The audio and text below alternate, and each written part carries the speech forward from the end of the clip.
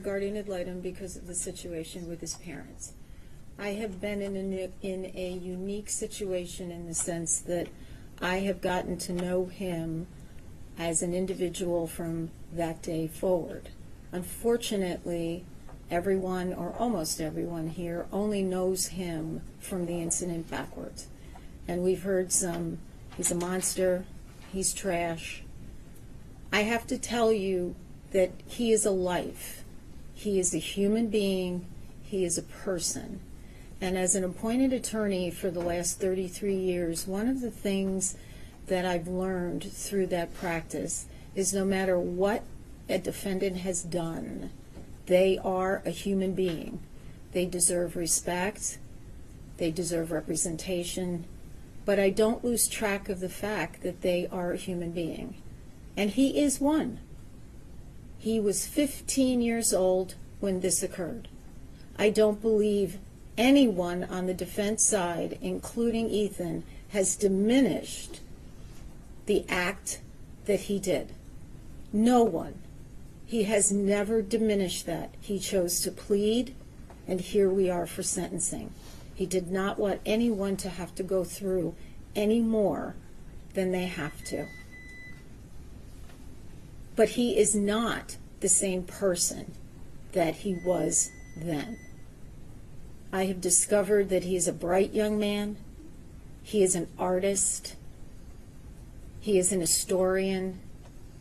And there have been days where I have been oblivious of the fact that I have sat in a little cell in I-Block for 3 hours just talking to him.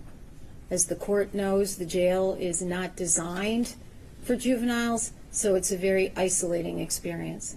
And so my role was more to keep him company, to not have him feel so isolated, to make sure that the needs he has, as every other individual who is housed at the Oakland County Jail has, and that they are being met. But his life is salvageable. His life is rehabilitatable. There was a book that I know was referenced during these proceedings, and I believe in the parents' proceeding as well. And it is written by Gillian Peterson and James Densley, both PhDs. And the book, the title is The Violence Project. And there was an interesting few sentences in there that struck me when I read it. They equated someone in crisis like a balloon full to bursting. When a balloon is inflated and stress or tension is applied, stretching the body over the air, the bigger the balloon gets, the more likely it is to pop. A fully inflated balloon becomes so fragile that it must be handled carefully or it will break. Prosecutor McDonald said there was a lot of failures here. It doesn't diminish what he did, but there were a lot of failures that someone could have deflated that balloon a bit that could have potentially prevented this incident of occurring and us being here today facing the decision that you have to make. But to me, his life is worth salvaging. His life is worth rehabilitating. And as I know the court knows, all the lawyers in this room knows, that you have to fashion a sentence that is punishment, deterrence, protection, retribution, and rehabilitation. And if you look at him as a human being who is salvageable, who is rehabilitatable,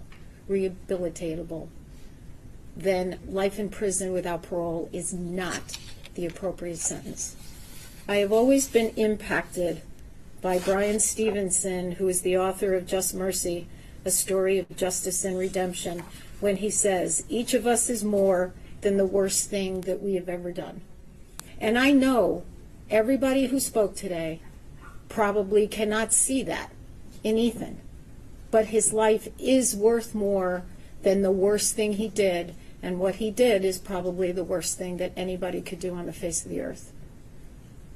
But I care about him. I know his team cares about him. And his life is worth not life in prison without parole, but is worth the term of years. And I ask you to sentence him to a term of years. Thank you. Thank you, Ms. McKelvey. Ms. Lofton? Ms. Hoppe will go next. Very briefly, Ms. Hoppe, because I know that you all, I don't want your arguments to overlap, and so I'll listen to arguments, but go ahead, Ms. Hoppe. Good afternoon, Your Honor. Good afternoon. My purpose in speaking today is to address two specific issues. First is the issue of making bombs for Hitler. I first became aware of this book because of media reports. As recently as Your Honor's opinion has mentioned this book because it was Ethan's favorite book. This book is published by Scholastic Publications, which, as Your Honor probably knows, and many people in this room do know, Scholastic is an organization, a company that specifically provides books to schools. They provide them to students in schools through those little newsprint flyers that come home once a month, once every other month, for parents to buy books for their children. They run book fairs in schools. They provide opportunities for teachers to buy their books to have in the classrooms. This book is about 200 pages. I've read it twice now. The age group that this book is geared toward is 9 to 12 years old. This is not, despite the title, and that's kind of why I'm addressing this book, it's not a pro-Hitler, pro-Nazi book. It's not a how-to on how to make bombs or anything of that sort. What this is a book based on the real-life stories of, in this particular case, a Ukrainian person who during World War II was kidnapped at the age of 9 and enslaved by the Nazis. These stories came to light after the fall of the Soviet Union in 1991. Ethan loves history. This book is about the 9-year-old main character who once was kidnapped, was thought of as a useless person because of her age by the Nazis who took her. She went on to arrive at the first work camp where she was enslaved, to be treated as, referred to, and called as subhuman solely because of her ethnicity, being Eastern European. It follows her as she worked in the very brutal slave labor camps, as first in the laundry, then because of her, and I use quotes for these, deft tiny hands, attention to detail, and patience, was moved to the metalworks building of that work camp. At the metalworks building of that camp, they prepared the bombs that the Nazis used. Her specific job was to load those metal bombs with gunpowder. She and the 5 other girls, because they were all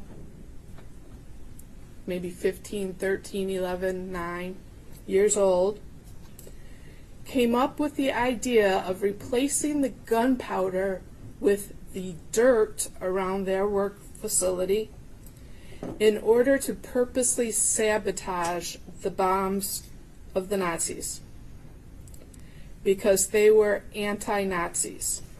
They were hoping for the day when the Allies would free them not only from Hitler, but from Stalin and his force or influence over the Ukrainian citizens. This is one book in a set of 3, each from a different perspective.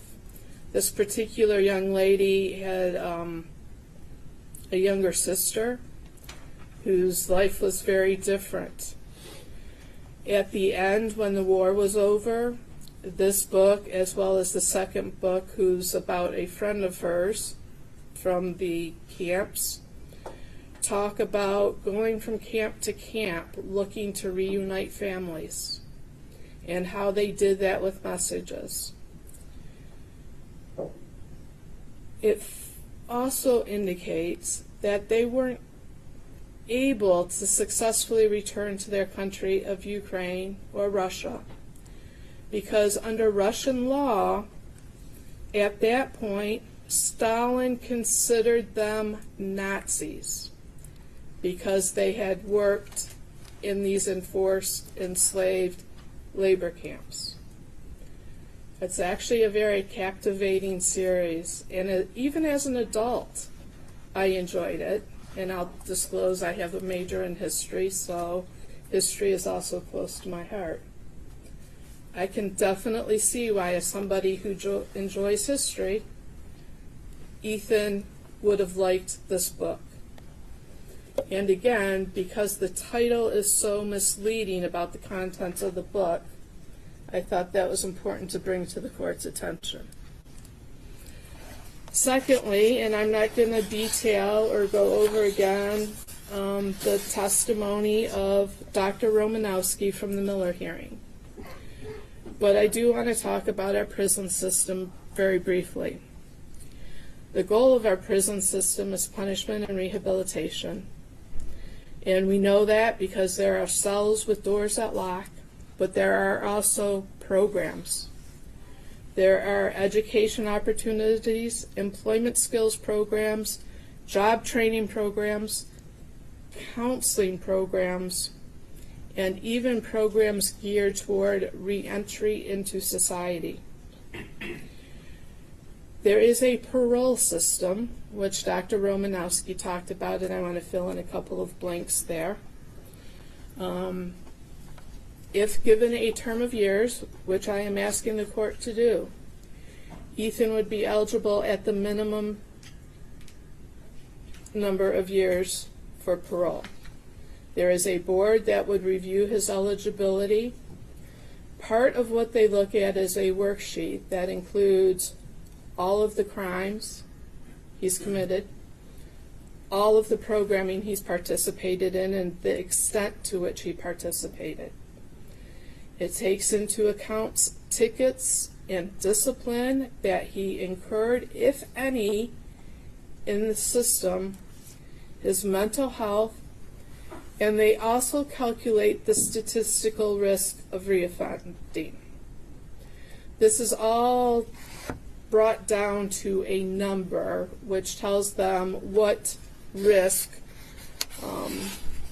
Ethan or any other defendant in the prison system has of reoffending, low, medium, or high, and that's part of the basis of the parole board's decision.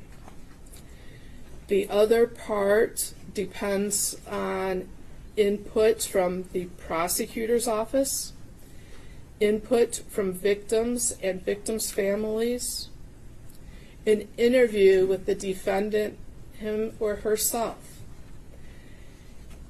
The decisions of the parole board at one time used to be appealable. If parole is denied, the inmate can no longer appeal that decision. If parole is granted, however, the prosecutor's office has the opportunity to appeal that decision. The parole board is a specific group of individuals with expertise in parole. If a defendant or if Ethan has not been rehabilitated, parole is denied. And as Dr. Romanowski testified, in a situation such as Ethan's, it would be denied for probably a period of 5 years. There could be a situation where, depending on Ethan's participation, that he may be eligible for parole within the lower numbers if he were given a term of years. It could also be a situation where, depending on the parole board, he would not until he hit the maximum period sentence under a term of years.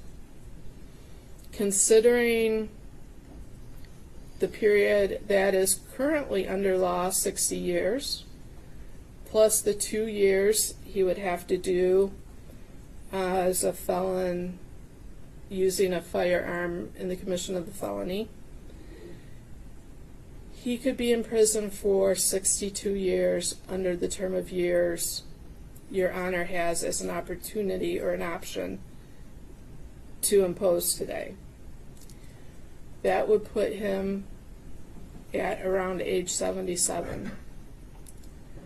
So even a term of years is a very, very lengthy sentence and may likely be a life sentence.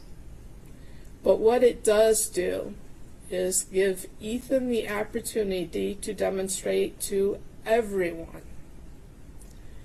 that he can be rehabilitated, that he is redeemable, and that he can make amends and contribute in a positive way to society upon his release.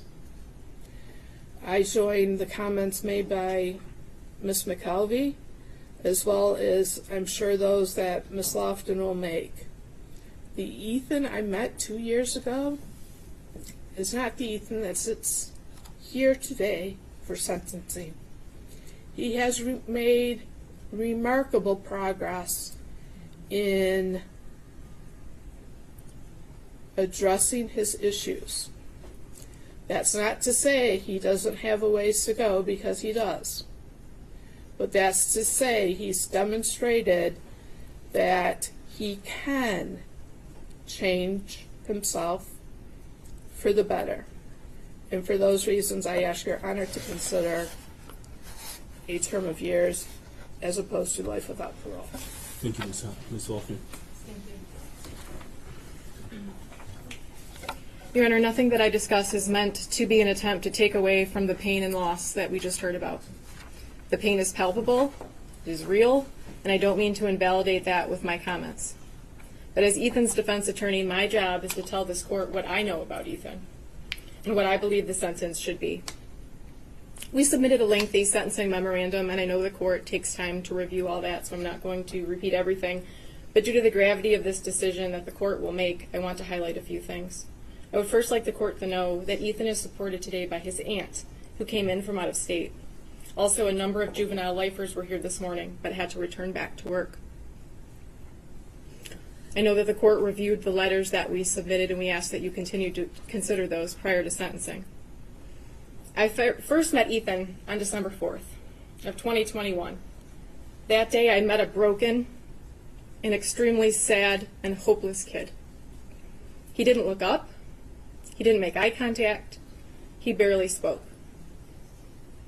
In the first few months, I wasn't sure that we would actually make it to sentencing. He was depressed and still suffering from the mental illness that he came in with. After being arrested, he never saw the news or social media or the vigils that were held. He committed these acts and then was locked in a vacuum. When we had the initial placement hearing, it was the first time that he experienced the anger of his community and the pain that he caused. He did not take that lightly. Over the last 2 years, I have watched him go through all of the stages of grief. Ethan has never bragged about what he did. Ethan dreaded in court hearings because, unlike what has been said about him and what he wrote in that journal, he doesn't like attention. After being on medication and seeing a psychiatrist for 2 years, after having upwards of 175 visits with me, visits from Ms. Hopp and Ms. McKelvey, after talking to his aunt weekly, reading the Bible, reading novels, and spending so much time in solitary confinement, he is a different person. He has already made so many changes, and he is remorseful. He has been able to keep out the dark voices and thoughts. He sees the wrongs in his thinking and his actions. He has hope for the first time. He tries to be better every single day, and I am confident that he will continue to do that in the Michigan Department of Corrections, whatever your Honor's sentence may be. At the Miller hearing, the prosecutor introduced internet searches that Ethan made concerning punishment in Michigan. They also showed parts of his journal where he talks about a life in prison.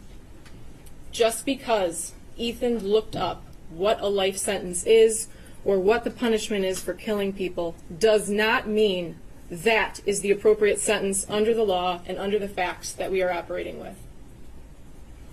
Would a healthy 15-year-old be okay with going to jail and prison for the rest of their life? Absolutely not.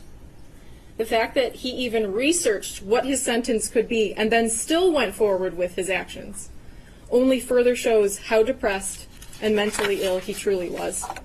I want to talk a little bit about the journal. When you read Ethan's journal and you compare it to the notes from Dr. Anaker that we attached in our sentencing memorandum or the report of Dr. King, it sounds like a completely different person.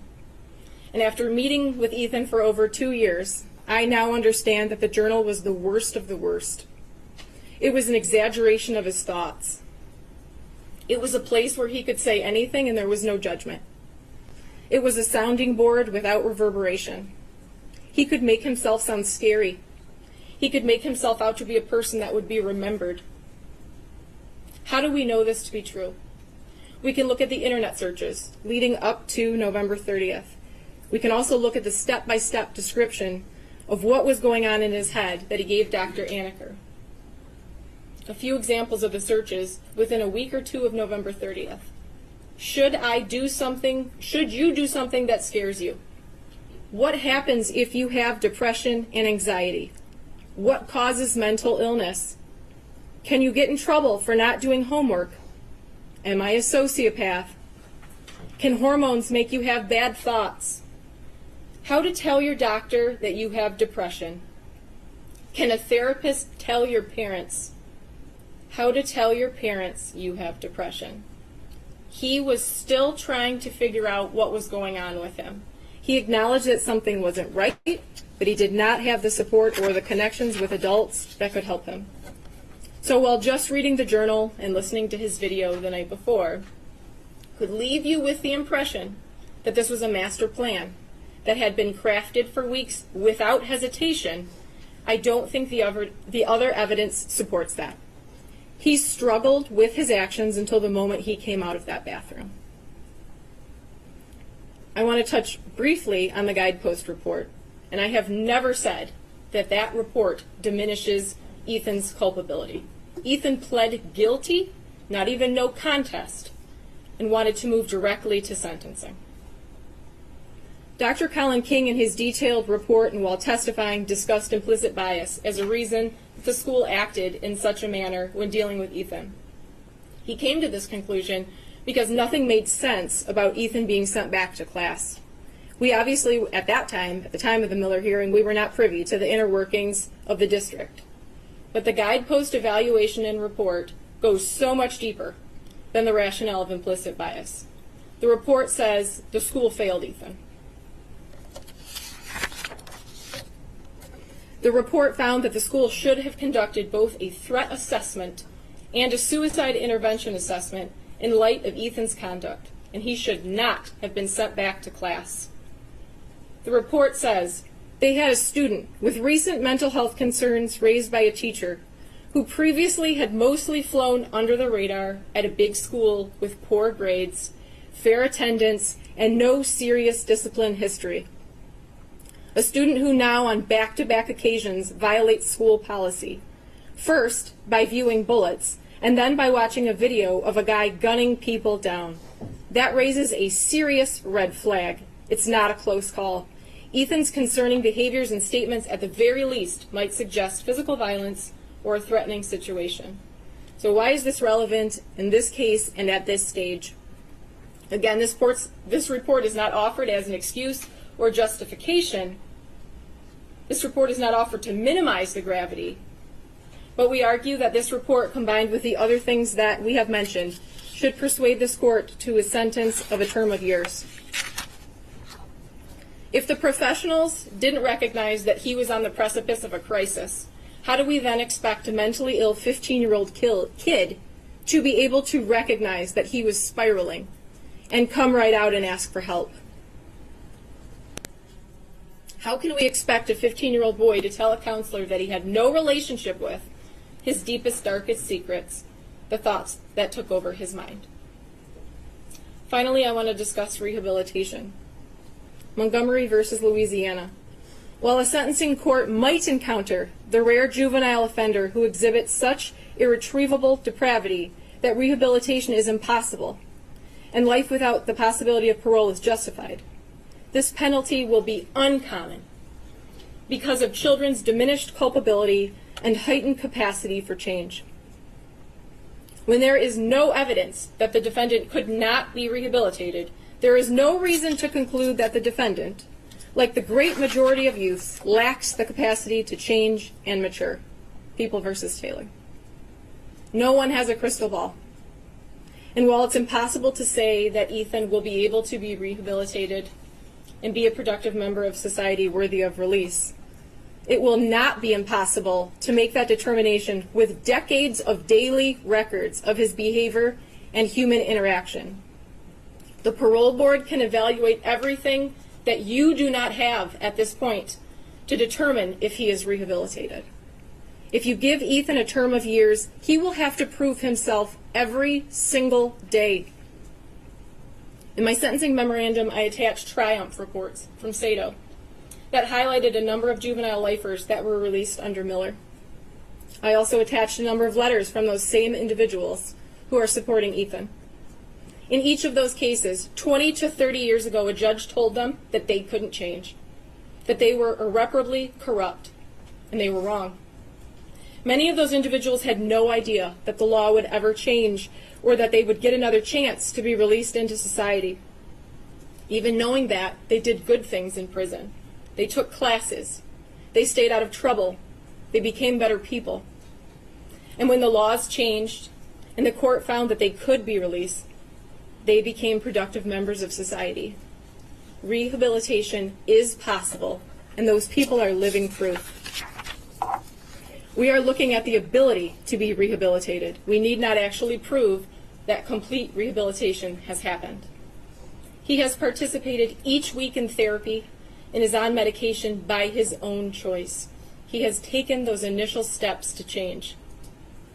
Ethan Crumbley is not the rare juvenile offender who exhibits such irretrievable depravity that rehabilitation is impossible and life without parole is justified. Your Honor, we ask that you sentence Ethan Crumbley to a term of years. Thank you very much. Thank you, Ms. Lockman. With that, Mr. Crumbley, is there anything you would like to state before I pass sentence? Your Honor, may he stand? Yes, you may.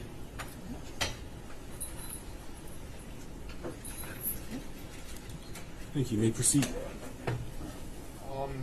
I'd like to thank you for letting me speak, Your Honor.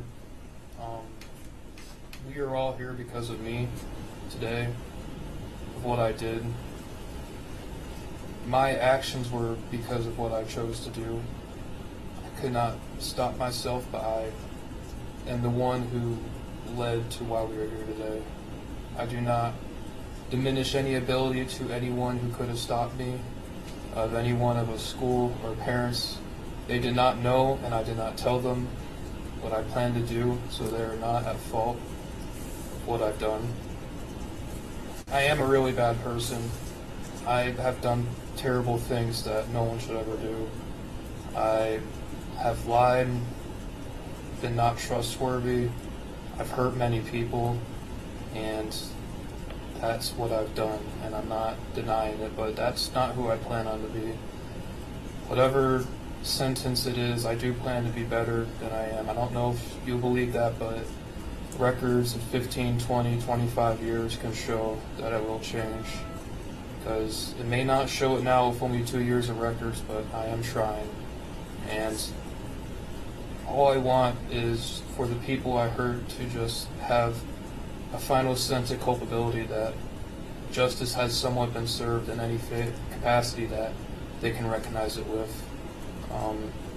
Any sentence that they ask for, I ask that you do impose it on me, because I want them to be happy and I want them to feel secure and safe, and I do not want them to worry another day, because I really am sorry for what I've done, for what I've taken of them.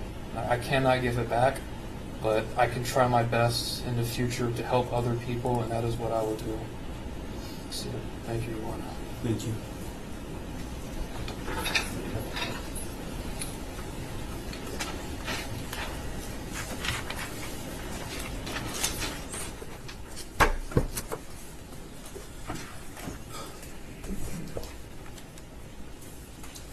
With that, this court has listened to extensive evidence in this case.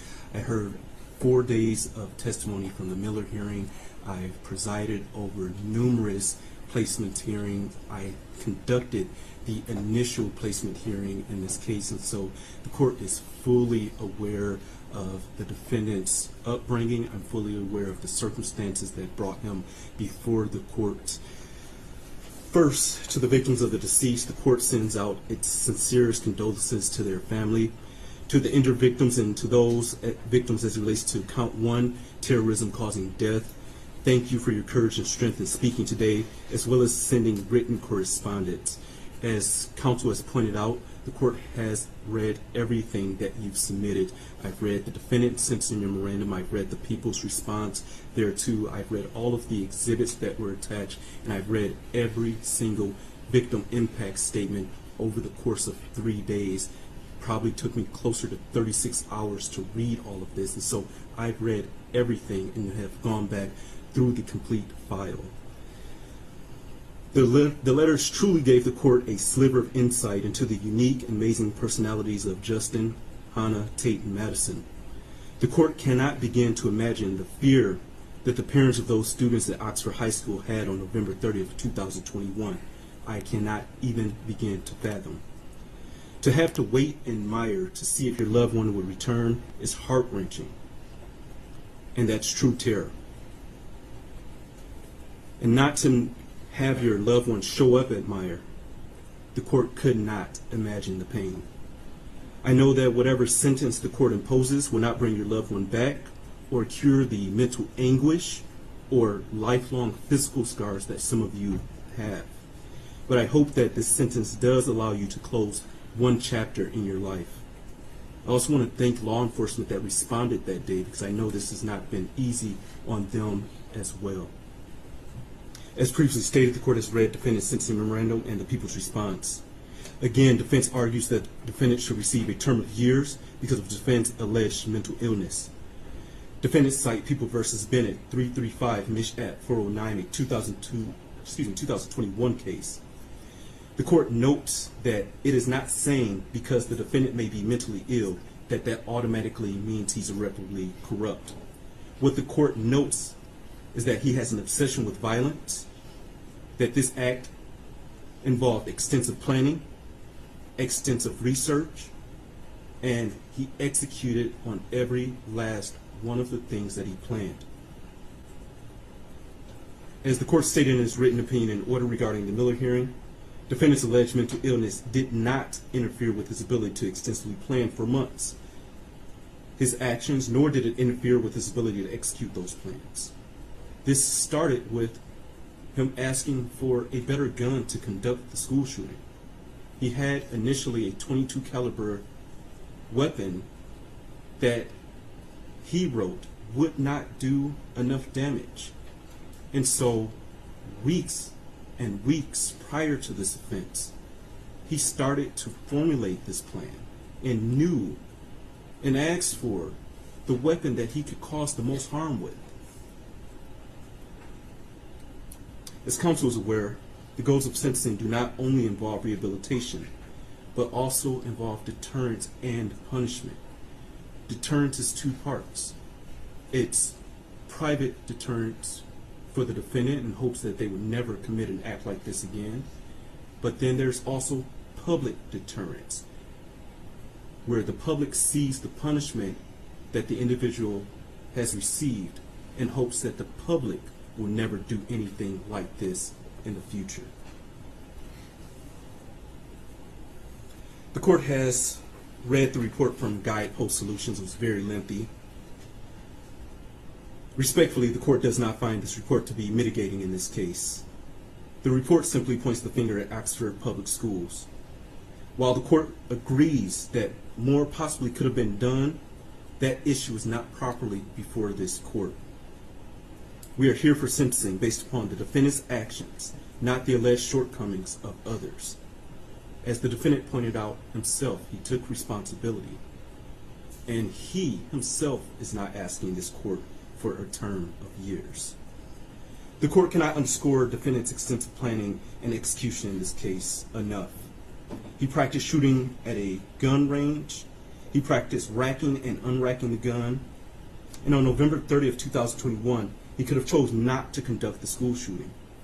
When his parents were called to the school on that morning for his drawings, he could have said something then. He had a gun in his backpack at that time. When the school counselor advised the parents to please get him help within the next 48 hours, he could have stopped then and simply accepted the help that was going to be offered for him. Because according to the reports, his mother said that she'd get him the help. He could have changed his mind. Unfortunately, after shooting the first person, Phoebe Arthur, he could have changed his mind at that point. But he didn't. He continued to walk through the school, picking and choosing who was going to die. As the defendant said in his own words, this is nobody's fault but his own. He stated this afternoon that with help, that probably would not have stopped him. That is absolutely concerning to this court. The court apologizes to the victim for the bluntness, but defendant shot and killed Justin Schilling at point-blank range after having him get down on his knees in front of another student. He shot Hannah, who was already shot once before. He walked up to her to finish the job by shooting her again. That is an execution. That is torture. He shot most people multiple times. And as he wrote, he did this for notoriety. And he wanted to go down in history as the biggest school shooter in Michigan history. The court cannot ignore the deep trauma defendant caused to the state of Michigan, but in particular the Oxford community. The court simply cannot ignore that. The court notes that teachers and students returned to Oxford High School after this tragic event. The court cannot even fathom or imagine walking through the halls of that school knowing that your fellow student, your friend, your classmate was killed in a restroom or in the hallway.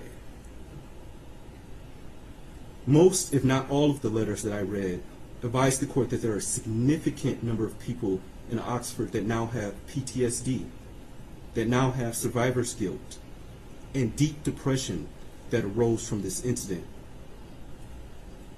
Defendant's actions clearly created a new normal for all of the individuals involved, and all of those indirectly impacted as well. Unfortunately, this is what the defendant wanted, as he wrote in his journal. He wanted to see the impact of his crime, which is why he did not take his own life. Again, this goes back to the defendant's extensive planning. He chose not to die on that day because he wanted the notoriety. The terror that he caused in the state of Michigan and in Oxford is a true act of terrorism. Respectfully, defendant is the rare juvenile before this court. The court, having read the PSI and being fully familiar, but before I get that, I will also note that counsel brought up an issue of making bombs for Hitler. The court, that does not change the court's opinion about the defendant's obsession with violence. I thank Ms. Hott for bringing that to my attention, but it still does not change the court's opinion about him being obsessed with violence, because his obsession was also outlined in the websites that he visited. His obsession was also outlined in his extensive drawings of violence. And his obsession continued, as I noted in the court's opinion and order, even while he was in the Oakland County Jail. With that, the court, having read the PSI and being fully familiar with the defendant and the underlying facts of this case, believes that it is in the best interest of justice, as well as proportionate to the needs of this case, to sentence defendant as follows. As it relates to docket 2022-279-506 FC, count 1, terrorism causing death. Sentences of the court is that defendant shall serve life without the possibility of parole, credit for 8 days served. Counts 2 through 5, homicide, first degree, premeditated murder, juvenile defendant. Sentence of the court is that defendant shall serve the rest of his life without the possibility of parole with the Michigan Department of Corrections, credit for 8 days served. On counts 6 through 12, assault with intent to murder. On each of the counts, defendant is sentenced to 18 years and 9 months to 80 years with the Michigan Department of Corrections, credit for 8 days served. On counts 13 through 24, those being felony firearm, defendant is sentenced to 2 years with the Michigan Department of Corrections on each of those counts with credit for 730 days served. Counts 1 through 12 are concurrent to each other, and counts 13 through 24 are concurrent to each other. Count 1 is consecutive to count 13, count 2 is consecutive to count 14, count 3 is consecutive to count 15, count 4 is consecutive to count 16, count 5 is consecutive to count 17, count 6 is consecutive to count 18, count 7 is consecutive to count 19, count 8 is consecutive to count 20, count 9 is consecutive to count 21, count 10 is consecutive to count 22, count 11 is consecutive to 23, and count 12 is consecutive to count 24. All of those consecutive counts are by reason of the felony firearm statute. Is there a challenge to restitution here? There is not, Your Honor. Thank you. Restitution will be set in the amount of $20,781. State costs will be set in the amount of $1,632. You are not to have any contact with Oxford High School or enter Oxford High School. You're not to have any contact whatsoever with the families of Madison Baldwin, Tate Meyer, Hannah St. Juliana, and Justin Schilling. Also, you are not to have any contact with the following victims or their families, that being Phoebe Arthur, John Osito, Molly Darnell, Riley France, Elijah Mueller, Kylie Osage, Aiden Watson, and Keegan Gregory. And I will note that restitution is payable to the Crime Victims' Right Compensation Program. With that, Michigan Department of Corrections, did I miss anything? Your Honor, may I ask the court to order 130 crime victims fee, $60 DNA cost, and DNA testing? Thank you. DNA cost is $60, Crime Victims' Right fee at $130. Did I miss anything else? DNA testing, Your Honor. DNA testing is hereby ordered. Thank you. With that, Mr. Crumbly, you are entitled to file an application for leave to appeal. If you are financially unable to retain a lawyer, the court will appoint a lawyer to represent you on appeal. The request for a lawyer must be filed within 42 days after sentencing. Your attorney is going to be handing you an appellate rights form, sir. Do you acknowledge receipt of the appellate rights form? Your Honor, I have tendered that to my client. He has signed it, and I will tender it to the court. Thank you very much. With that, counsel, anything else for the record? Not from the people, thank you. Nothing from defense. Thank you very much, Your Honor. Thank you very much. With that, deputies, you may take Mr. Crumbly. To those in the gallery, please be seated until he is exited.